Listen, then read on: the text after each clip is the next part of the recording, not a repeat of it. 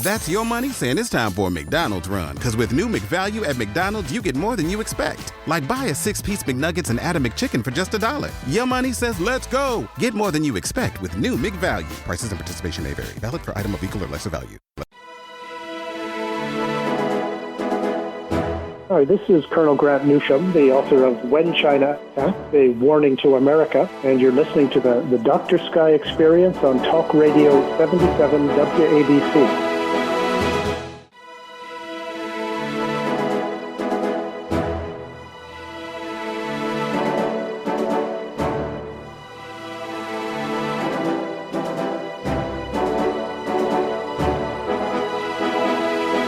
And welcome back to our radio program here.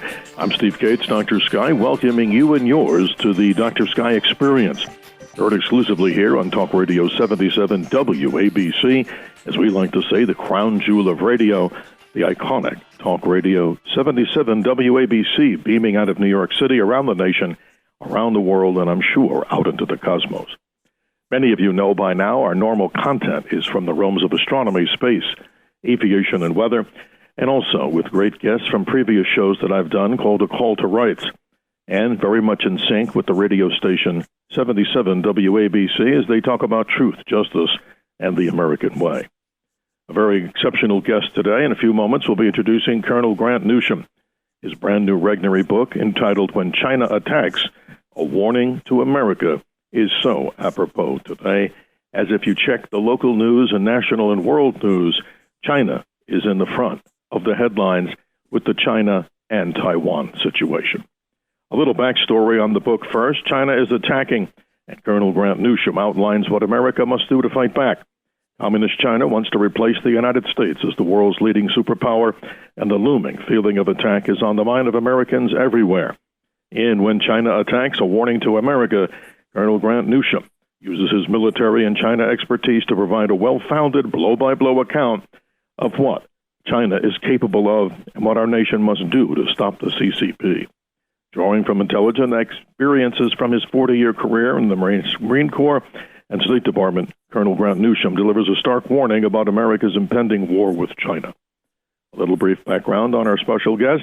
Colonel Grant Newsham, a retired U.S. Marine, served in the Indo-Pacific for decades, including in intelligence and liaison roles, and was instrumental in establishing Japan's amphibious force. As a U.S. Foreign Service officer, he covered a number of regions, including East and South Asia, and specialized in insurgency, counterinsurgency, and commercial matters. Colonel Newsham is an expert on political warfare, commercial espionage, and Asian organized crime. An attorney, he lived in Tokyo for more than 20 years, working for an investment bank and the high-tech industry. A hearty welcome to Colonel Grant Newsham on the Dr. Sky Experience. Colonel, thank you for spending time with us. Oh, my pleasure. I appreciate the invitation. Well, thank you, sir. This book is outstanding, and it goes to the top, of course, of our bookshelf to recommend to what's really going on behind the news. Talk a little bit about this book and the necessity. I think it's so appropriate. I mean, just look at the news around the world today as we're doing this interview toward the mid-portion of April 2023. It couldn't be more timely, right, sir? Oh, not at all. I should send a thank you note to Beijing, for example, for having sent that balloon over the United States. There must have been a lot of people who looked up at the Chinese spy balloon and wondered, well, what is going on? What's the deal with China? Well, my book actually explains a lot of that. It talks about a war which China has been waging against us for at least 3 decades. I talk about how they're fighting it, what damage has been done, what happens if we lose. And I also give some ideas of how to win. But China very much has been attacking us on a number of fronts, as I said, for decades. And they consider it war. Unfortunately, the United States does not consider what the Chinese are doing and have been doing to be war. Works to China's advantage. It has put us in a difficult position now. Well, Colonel, you say it so well. And in the 20 chapters that are in this book, once again, I recommend everybody within the sound of this particular radio show and podcast, the Dr. Sky Experience, that they quickly get a copy of this and learn so much more. As we're talking around here in the time frame of mid-April 2023, we see that may be a standoff between the United States military, the United States Navy, and the Communist Chinese forces over Taiwan. And if you could explain to this audience, you go into some great detail about describing various phases of warfare. You describe something called entropic warfare and kinetic warfare. Please explain that to our audience, because we're getting an education today here on the Dr. Sky Experience. Well, sure, I'll be glad to. The one way to look at this is, to consider how we tend to look at war. And we look at it as something like a 100-yard dash, where the competitors get to the start line and they stretch out and then they get in their crouch. And then somebody shoots a gun and says, go. And in the case of war, we look at it as only once the shooting has started. And before that, we don't look at it as war, but we require actual shooting to have begun. And then we take it seriously. So the Chinese don't see it that way. They look at it as a continuum, as a spectrum of activities. And they've been doing things for decades, economic warfare, getting us to move so much of our manufacturing industry and other industries into China, handing over technology, letting the rest of it be stolen, of course. And that has built up China's economy, helped them build up their military in the process as well, and it's weakened us. To China, that is very much a battlefield. Biological warfare, one can argue about exactly where COVID came from, but I think there's little doubt that once it was out from China, that they at least opportunistically seeded the rest of the world with it. And that just brought the United States to a halt. And yes, that was an immensely successful sort of act of war by the Chinese. Another one, chemical warfare, the Chinese will refer to it as drug warfare. I'm talking about, say, that particularly the fentanyl scourge, which killed almost 70,000 Americans last year. Yes, and most of that comes from China. China claims it just can't do anything about it because it can't find who's doing it. And the Americans have taken them at their word, instead of recognizing that this is an incredibly effective attack on the United States. Think of all the damage that is done.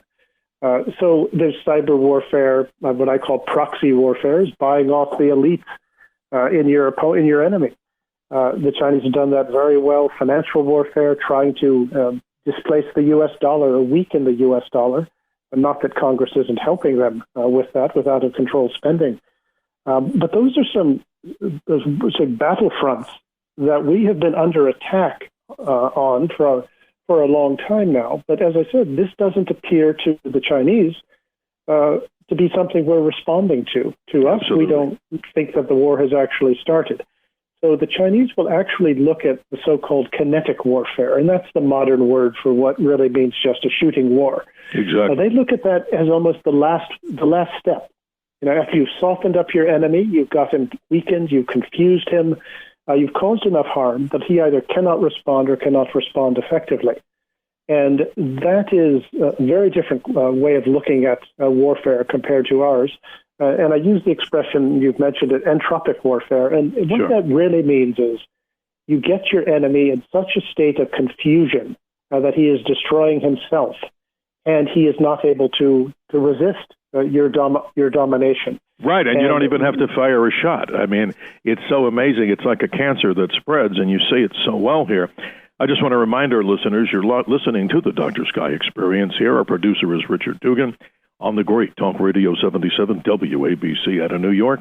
We call it the crown jewel of radio. Our special guest is Colonel Grant Newsham, and this book, ladies and gentlemen, really knocks it out of the park as far as what's really happening with China.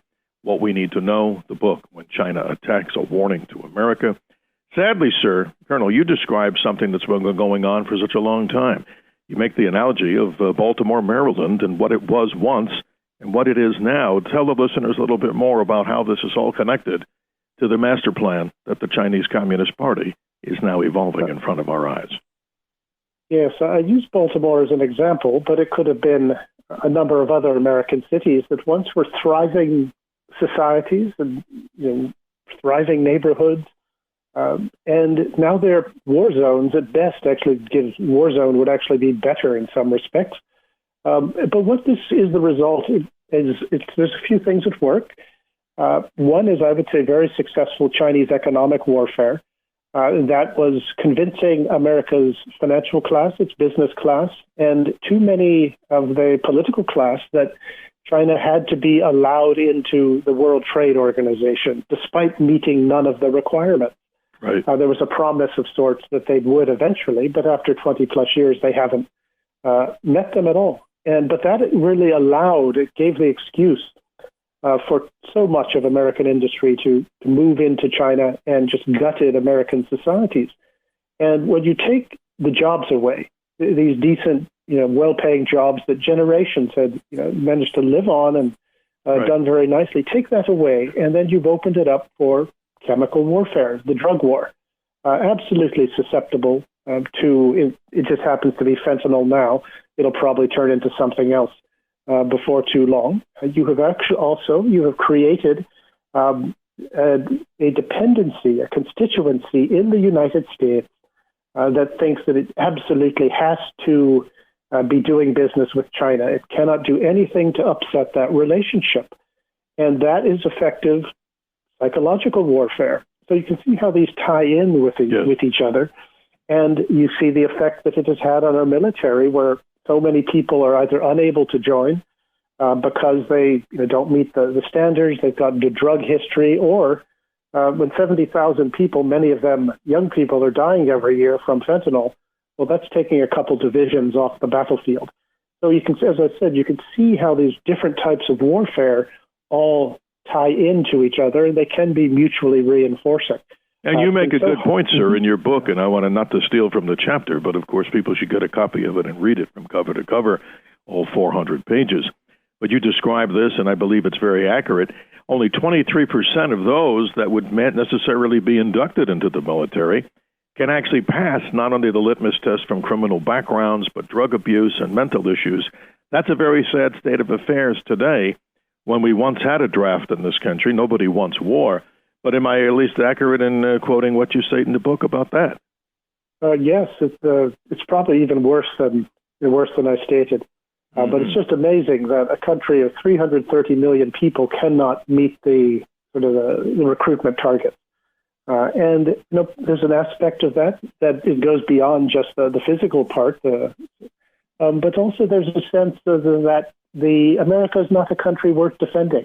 That America is not a good country. That is a form of education warfare. If you can get into the schools and get that point across, and from a young age, that has an effect on recruitment as well. Colonel, there's so much to talk about in the short time that we have here, but I'd like you to define the meaning of the Chinese word Tian Sha, as you put in the book. As we know, the translation means all under heaven. But is that accurate in my statement of saying, if I put it this way, that that's their global domination concept, that what? All of China is all under heaven, and that's the whole policy that they believe theirs is theirs, and they should go out and grab it, correct? It very much is. One way to look at it is, think of how we used to always assume that America's number one, that our system is the best one, and it's what most of the world should be run under. That is just a given. It's something you internalize. And for the communist Chinese, it's similar. But they've also used it, I'd say, for less altruistic purposes. The idea is domination. Complete domination, not any sort of a mutually beneficial sort of coexistence, but the idea is to dominate every other country, and it doesn't necessarily mean physically occupy them or defeat them at war, but to dominate, and that is what they've set out to do, and I must say that they've had some success at it. If you look at Latin America, Africa, for example, the commercial inroads they have made with political influence, often greased with bribes and under-the-table payments, doesn't get the attention it should. But they are well on their way to establishing a global presence and ultimately surrounding us. When you actually look at where the Chinese have made their inroads, it does indeed look like they have global domination in mind. They have, in effect, said as much. All you have to do is read what Xi Jinping has said, and even his predecessors. They weren't exactly nice guys either. But just look at what Xi Jinping is on record as having said. And the idea of Chinese global domination, it may have seemed preposterous 20 years ago, but it really should be taken very seriously. The Chinese telegraph their punches, and we should know what's coming. Well, Colonel, this is fascinating here on the Dr. Sky Experience today. So many questions to ask in so limited time, at least in this interview. And I always recommend, if it's okay by our guest, to come back at a future time, too, to talk more in the details of what's happening in the world, and particularly with the Communist Chinese Party, and what their goal for world domination is. Sir, in the word Tian Xia, as we talked about and translated, I believe, to all under heaven, is it possible, because they are one of the most populated nations on the earth, that the German concept of something called Lebensraum, which means living space, also kind of counters into this or plays a part of this? Simply what? They have so many people in such a small area. Wouldn't it make sense that they want this not only for the economic, the military side of the equation, the power that they could possess, but they want more places for their people to live? Is that a simple way of looking at that concept of Lebensraum for them? Yes. I would note Australia. It's been said, and there's been cases where Chinese officials have noted that, well, there's a lot of space in Australia. There's not many people. It would go very nicely for China. There is very much an aspect of that. There is a surplus population for now that they like to keep busy for obvious reasons. And while with that word Lebensraum has a very negative connotation because of it being coined by Adolf Hitler, yes. Unfortunately, it does still apply here. It's a very interesting story. Ryan Reynolds here from Mint Mobile with a message for everyone paying big wireless way too much. Please, for the love of everything good in this world, stop. With Mint, you can get premium wireless for just $15 a month. Of course, if you enjoy overpaying, no judgments, but that's weird.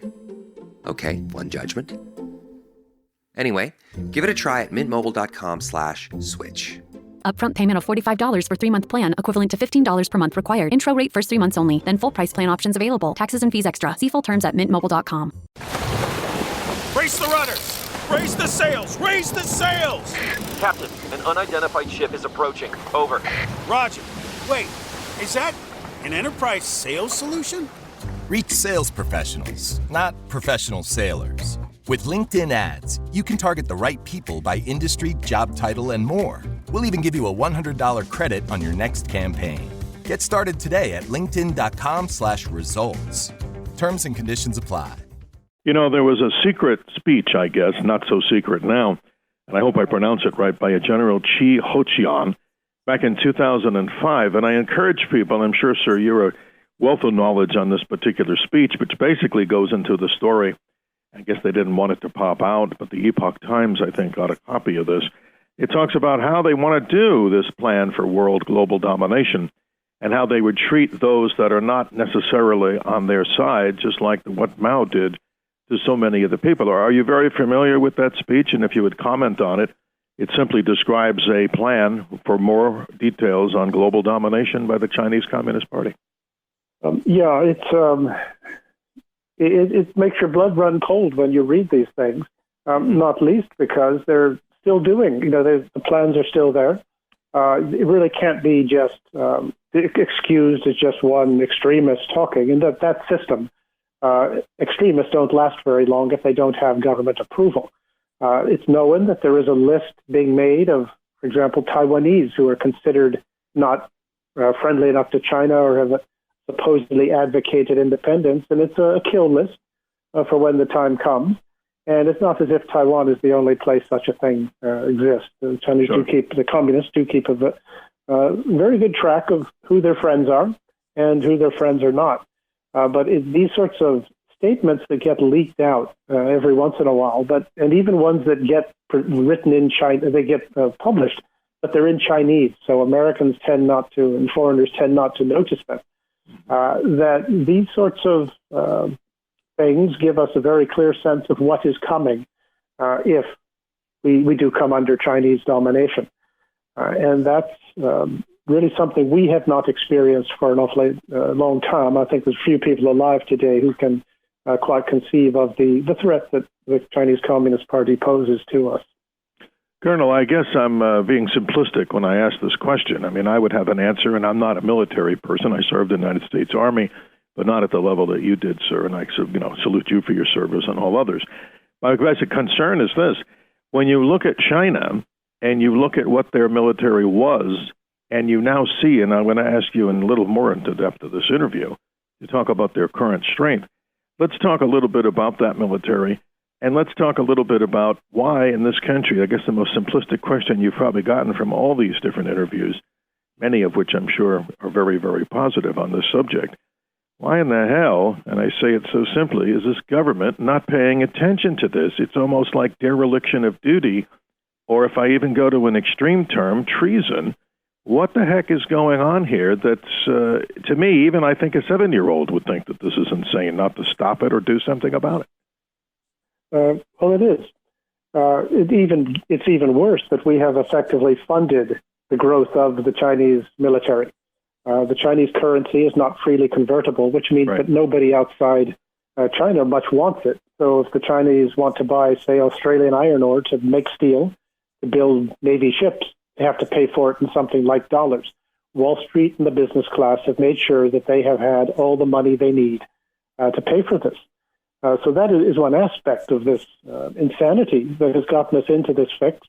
I think you find that successive administrations, until the Trump administration, all thought that China could be made nicer with just a little more accommodation and ignoring their aggressive behavior. I mean, how naive, obviously, right? It's crazy, and I think a lot of it does come back to money.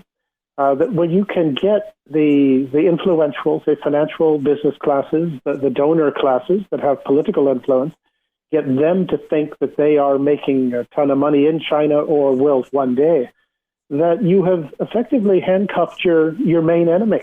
And that's what the Chinese refer to us as, is the main enemy. And the military, the U.S. military, was not immune to this at all. Too many of the senior leaders saw that the way to get ahead was to mirror that thinking that they saw in the business class, they saw it in administrations, they saw it in the White House, and just insist that China was not a threat. In around 2009, for example, the then head of commander of Pacific Command of all U.S. forces in the Pacific, he was visiting China, and he was asked about the possibility of Chinese aircraft carriers, and he said he saw nothing wrong with that and would be glad to help China develop them to as much as he could. And that was the thinking. So really, until about 2017, even the U.S. military, you could not say that China was even an adversary, or you would be in trouble. So the entire nation or the parts of it that have too much influence, kind of went insane. And really, we built up this enemy that would cause us no end of trouble if they choose their spots and the time of attack right. Amazing. Colonel, about a decade ago, or maybe even a generation ago, which I think we talk about 25 years, the Chinese Communist Party and the military, their military, did not have, from reading in your book, I wanted you to corroborate and expand, the ability to project their power beyond, let's say, their own nation state. And obviously, the Taiwan situation only 90 miles away, there's obviously a whole change of afoot here with China today. So describe them then, and what is their capability right now, as we want to talk a little bit more before I get to the ultimate stuff about what could happen here, very sadly, as the Communist Chinese military and the Communist Chinese Party tries to take back Taiwan. Describe that. Well, I think they really have the ability to throw their weight around big time, to use the technical word, close to China. But once they get too far beyond China's sort of near maritime boundaries, or get too far away from China, that ability drops off pretty quickly. So China would have a very hard time defending, say, its sea lanes of communication, the transport. And it does depend on food imports, energy imports, to take care of its needs. It doesn't produce anywhere near what it needs. So it is vulnerable if you expand the battlefield. But if it's a fight close to China, and certainly Taiwan is pretty close to China, that they could cause us a lot of trouble. One example, when U.S. ships go into the South China Sea, that yes, they can go in there, but China also the Chinese Navy shadows them, and could probably put in at least 10 ships for every one the U.S. Navy can send into the South China Sea. Plus, you have land-based missile batteries, etc. That would make it a very long afternoon for the U.S. Navy sort of presence in the South China Sea. But as I said, you expand the battlefield and they don't have that capability yet for global operations. But that's coming. They intend to do it. And I would suggest that within 5 years, they could have something pretty interesting going. In 10 years, if on the current trends, that the Chinese military will be operating globally. They're in fact setting up the infrastructure to do that under commercial guise with, say, ports and airfields that they've been funding in Latin America, Africa, etc., the Caribbean. They have even have Chinese companies on both ends of the Panama Canal. And these are dual-use facilities, and when the time comes, we will see the People's Liberation Army operating from these. Their military is building up at such a rate that they will have the hardware and the manpower to be able to, as I say, operate globally. It used to be just us that could do that. Within a decade, I think it will be the Chinese giving us a real run for our money globally. Regionally, that will probably happen within 5 years. No, you say it so well in your book, and I don't want to conclude this interview just quite yet. And I quote your words, "We don't have much time left," end quote. And it's really serious. I mean, people listening to this interview here as we conduct the Dr. Sky Experience on the great Talk Radio 77 WABC, the crown jewel of radio. And we talk about truth, justice, and the American way also, like they do on many of their shows, taking a break from our normal science topics of astronomy, space, aviation, and weather. But, Colonel, this is interesting because right now, as we're doing this in April of 2023, hopefully cooler heads prevail, but give us a little analysis of how close the hair trigger might get to be pulled in what's really going on right now. I mean, obviously, we're probably not getting all the correct information, but I understand one of our battle groups, maybe the USS Nimitz is in there, one of our great aircraft carriers. Describe what's really going on right now as we're talking in April. Well, what we're seeing is the Chinese military, the People's Liberation Army, going through a systematic buildup of capabilities to be able to attack Taiwan and think that they could succeed. We've got a first glimpse of this in August 2022 with the missile exercises that bracketed Taiwan, landed in Japanese territory too. And now what we're seeing is more air and naval coordination practicing. And I think the next thing we're going to see in the fall will be a landing exercise.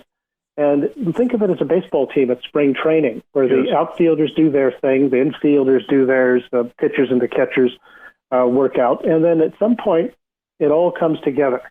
And we're just about at the point where it all comes together for the PLA. And I would suggest that by the end of this year, that Xi Jinping will think that his military is ready to go. But what they're going to look at, I think, is the presidential election that's coming up in Taiwan in January 2024. If a pro-PRC candidate wins, I think China might back off and expect that guy to bring Taiwan into China's embrace without fighting. But if a candidate from the other party that wants nothing to do with Chinese enslavement wins, I think the gloves come off, and I think at any point after that a shooting war is likely. A lot will depend on Chinese calculation of American military capability to respond quickly and effectively, and not take, say, weeks or months to build up and respond, but it has to be quickly. They'll assess that. But they also will look at the state of affairs in the United States, and also they will take the measure of whoever is in the White House. And because the U.S. really is the one power that can defend Taiwan, can obstruct Chinese plans for regional and then global domination. So China will have, I think, the military capability in just a few months to think that they have a very good chance of taking Taiwan. And then they're going to do the political calculations at the same time, and before making a go decision. So that's how close we are. So I would say that's very scary. I mean, what you're predicting here, and let's hope it's not the case, but the actual truth is, that's why we get great guests like yourself.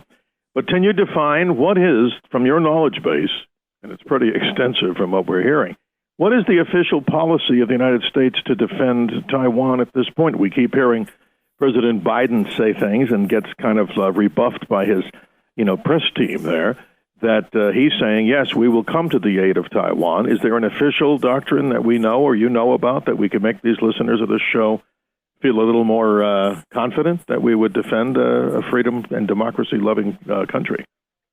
Well, I'm pretty sure that the U.S. military has plans in place. In fact, I would bet a lot of money that they do to do their best to defend Taiwan, if given the order. But it does come down to the administration. And this last administration with Mr. Trump, there were people in it, like Mike Pompeo, Matt Pottinger, Dave Stilwell, Miles Yu, Pete Navarro. The Chinese absolutely hated them, and they were afraid of them. But this one, and I don't say this with any pleasure at all, because everyone wants us to succeed. But I don't know who it is in this administration that scares them. Sometimes, some good things are said about taking on the Chinese or the Chinese communists. And also, there's been some good moves to, restrict semiconductor exports and some technology exports to the PRC. But then again, at the same time, we will allow Chinese companies to list on U.S. exchanges and earn and raise the capital they need to build up the military. So it's almost a schizophrenic approach towards the PRC. And the short answer is, if we have doubts about what the Americans would do, well, one imagines Beijing does as well. And it doesn't require us to change our policy of strategic ambiguity, which is that unofficial U.S. policy for decades that says, well, we might defend Taiwan or we might not. So, in effect, do you feel lucky, China? Well, when the PRC didn't have a military that was all that good, you could get away with that. But these days, you have got to make it very clear that if Xi Jinping does make a move, he is going to lose everything. Wow. And I'm not sure that we have put that fear in the Chinese. So I think they might look at it, and when they consider the state of affairs in the U.S., that they just might think it's worth a try. Colonel, we're now going to hear thank you. We're going to hear a little excerpt from what retired General Jack Keane has said on Fox News, and we play that in concordance with what you're talking about a warning that should be very much paid attention to here, because as you describe it, we don't have much time left. Let's bring in retired four-star General Jack Keane, former Army Vice Chair of Staff, Chairman of the Institute for the Study of War, and a Fox News Senior Strategic Analyst. General, it's always great to have you on. We hear a lot of talk about General Mike Minahan saying the U.S. will be at war with China by 2025. Defense Secretary Lloyd Austin says no. In your case, General, you don't think it's as much about timing as how important it is having an effective military deterrent, which right now we don't have. Fair? Yeah, that's absolutely correct, Trace. I mean, first of all, this general was talking in very blunt, direct language to his subordinates. And what we do in peacetime in all the services is prepare for war. And hopefully, by doing so, we're deterring war. And that's what he was doing. He was making certain his troops understood that war could be around the corner. We have all said the very same thing to our troops at different levels of command during our tenure. But what I think is really going on here, he just came out of the Pacific region. He's very conversant with what is taking place there, and the fact that we have lost our military deterrence. It has eroded because of the 9/11 wars and budgets that don't meet the requirements. And he sees that and knows that China does have a military advantage right now. More ships, more planes, and certainly more missiles. And he doesn't certainly want them to take advantage of that, but it's possible they could. It's not knowable what's going on in President Xi's mind, whether it's a year, 2 years, or 5 years from now. But what is knowable is that our military deterrence is not what it should be. And I believe that is where the general's coming from, because he knows that we're vulnerable and we have got to fix it. So what's the remedy? I mean, that's the whole thing, General. What's the remedy to get stronger in the Pacific region, if that's the necessity here? And how long will it take? Is it a money issue? Is it something else? It's partially money, but it's also a commitment. One, we have to upgun Taiwan. We've got a $19 billion backlog of equipment going to Taiwan that they have paid for. And the backlog is years. The Congress has got to get into this and roll their sleeves up and fix the foreign military sales system with a sense of urgency.